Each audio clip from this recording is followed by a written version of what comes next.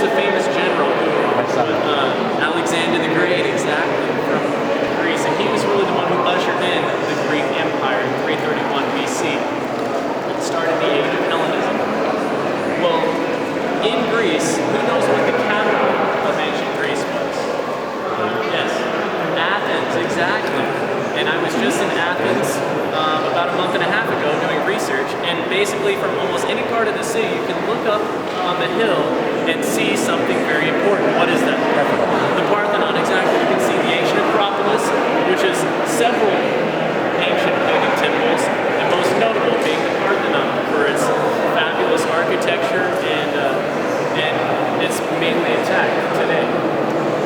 Well, you may have seen as we passed through the other room, the way that they built ancient temples was they would have columns that they would build and then a roof, but between the column and the roof they would have something called a frieze, which was these marble, beautifully engraved marbles that told a story of the temple. And so that is what you have right around you. These are the Elgin Marbles from the Parthenon in Greece. Now you may be wondering, why are the marbles from the Parthenon, how on earth did they get here to London? You have a good question. That's where the controversy comes in. Well, during the Ottoman Empire, during their heyday, they were conquering all those nations in the ancient world, in that world, including Greece. Well, they took over Greece, but they weren't so concerned with historical artifacts. So a guy named Elgin, a British man, made a deal with the Ottoman leaders that he could take these marbles and bring them here to London and place them in the British Museum. So that's what he did. Well, when Greece became a republic in the early 1900s, they wanted their marbles back. So they began a dialogue many years ago to try to get their marbles back. And that dialogue continues to this day, and I believe will probably continue for the next few centuries, because I don't see Britain ever giving their marbles back, because it's the glory of the British Museum. You see an entire room dedicated just for these beautiful marbles. So that's the controversy surrounding the Elgin Marbles. That's the story behind it. But let's look at the story that the marbles themselves tell. All right? Come with me. We're just going to go down the line and seeing what we can learn from these marbles. So what do you see right over here? You see men leading oxen or cattle this direction, right? So we'll continue moving down. They're leading them there for a sacrifice, to offer for sacrifices for the gods, because they believe that their sacrifices of cattle would provide food for their gods. So then as we continue moving down the line, we have some maidens here who are coming to offer gifts of oblation to the gods as well. And then as we move on down the line, who do you suppose these guys are? Who do you suppose these people are on the stools? What was that? Good guess. They actually are the gods themselves.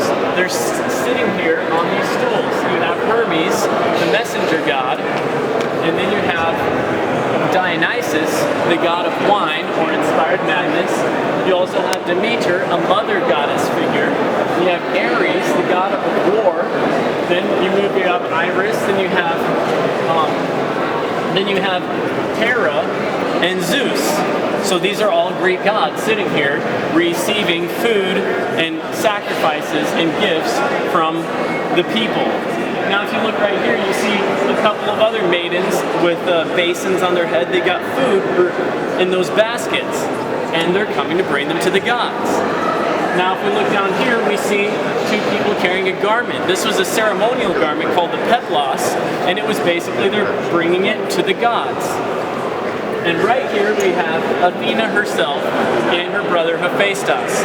But come with me down this way and we'll explain what do these things mean.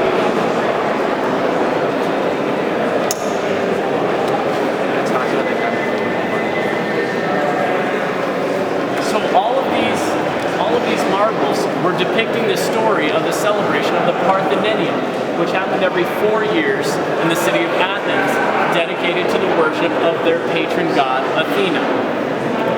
And what did you notice about the gods themselves? Anything?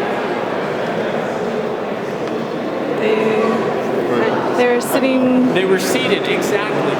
the gods, you have all these gods, the Greek gods that are seated there, stationary, and they're waiting for the humans to serve them and to wait on them and to bring them food and their ceremonial garments and all these other things. Well, there was a man named Paul who, when he came to the city of Athens, said, wait a second, this is all wrong. How can a god be dependent upon humans to serve them? There's got to be a God that humans are dependent on to get life, and a God bigger than this. And so he starts spreading these ideas and talking, and these ideas are catching like wildfire. They're becoming more and more popular, and finally Paul is invited to speak at the Areopagus, which is basically the equivalent of speaking at Parliament today.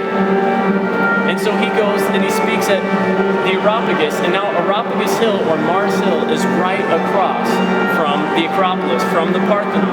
He would be able to see the Parthenon right there, and you would have been able to see these friezes right there. And this is what Paul stands up and says as he addresses the Areopagus. In Acts 17, it says, Paul says, men of Athens, I see that in every way you are very religious. For as I walked around and looked carefully at your objects of worship, I even found an altar with this inscription, to an unknown God.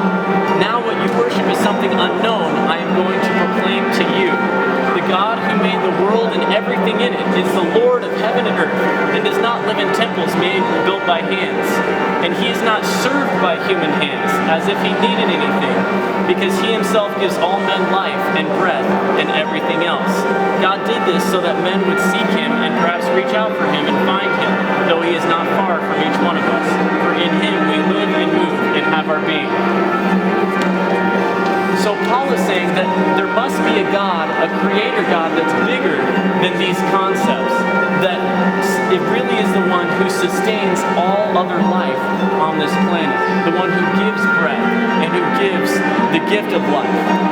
Fascinating story of an interaction between Greek culture and some other ideas, but if you want to come with me right out there and around the corner, we're going to see something that was reckoned among the 7 wonders of the ancient world, and also involves many breasts.